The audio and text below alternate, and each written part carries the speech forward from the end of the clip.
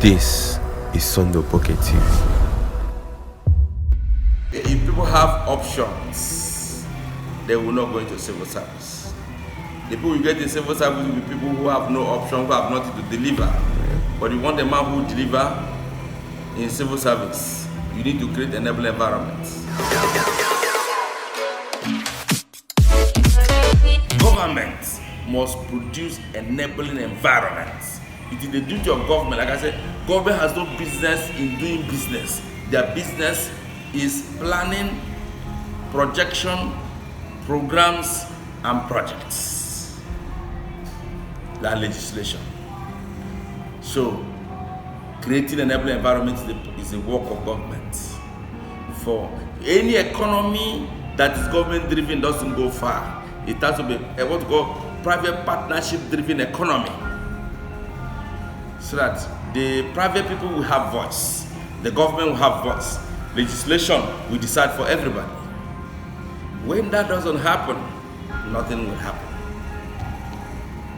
I keep saying, the difference we have in Africa and everyone we have in developed nations is that they have bridged the gap between the poor and the rich, and they created a middle class. In Nigeria, there's no middle class. It's that you're poor, you are rich. We have to create the middle class. We have to bridge that gap where everybody can enjoy everything anybody can enjoy. The government, both at the federal and state level, should establish job centers so that a civil servant who lost his job, whether for any reason, can still have small stipends to sustain him. That he wouldn't join armed robbery, he wouldn't do illicit things in society and pursue nuisance. The civil service system, when you suspend somebody, when somebody is under interdiction, the person should not be allowed to be on the streets begging. The person should have minimal sustainability. And how do we do it? Job center will do it. The job center will be incorporated with a technological system that will enable the civil servant to still continue what we call in-service training. In-service training in this country is dead. In-service training where a civil servant can develop other skills where he hadn't before joining the service. He needs to develop more skills to enable him to perform effectively and efficiently in his job.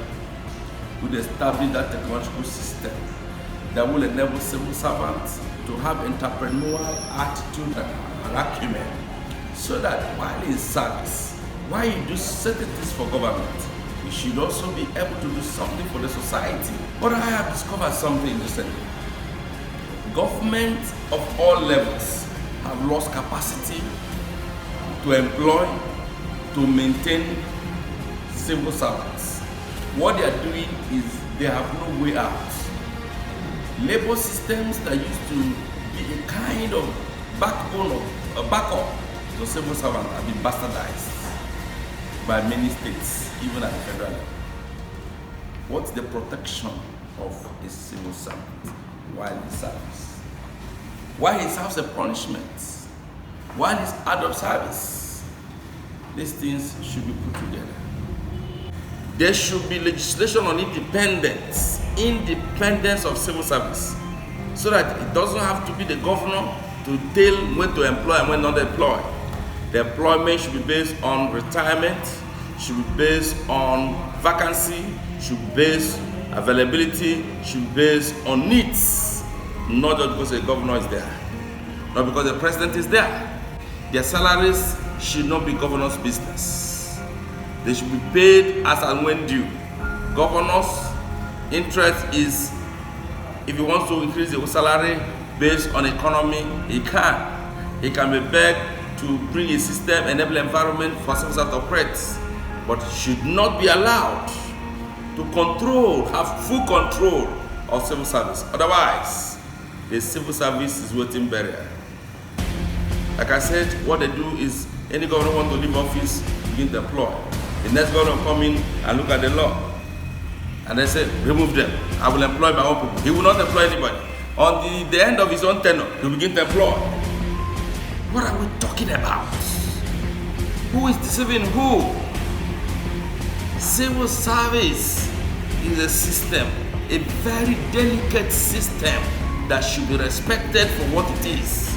Because like I said in part 1, it is the skeleton of government oppression. Yes, must be controlled by governance and government. Yes, but their independence, we should begin to preach it. How can the civil servant retire and beat his child and say, I'm happy for the years I put in service? That bribe I would have taken to do 1 or 2 things, I didn't take it, I am happy I didn't do so. What I would have done to get much money, I didn't do it, and I'm happy because the government has compensated me for it. How can we bring back that system?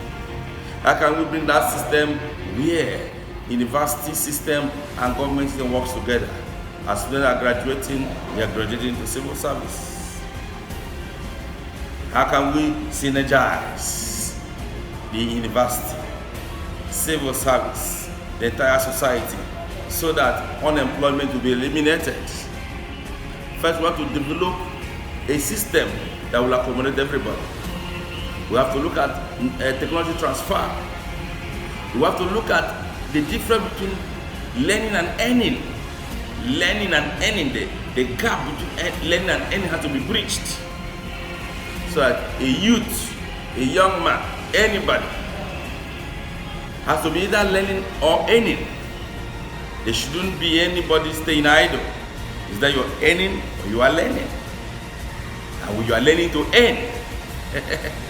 So, that principle has to be established. Higher institutions have to work with the government. So the government will need the best from the institutions. Not just because my brother is the governor or my brother is the SSG or whoever. They have to bring 10 names, 20 names, 50 names.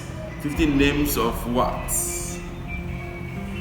If we must sanitize this system to reduce unemployment, we must make sure that every young man must be earning or learning. No gap should be left. We must make sure that entrance and exit of civil service are well legislated and maintained and properly followed, so that it is not about who is who. It is about merits. We need to create this system to be working so that everybody can be happy. And I wish you good luck. And as you meditate, ruminate, and then plan a way that Nigeria is going to work again. Ebonyi State will still keep working.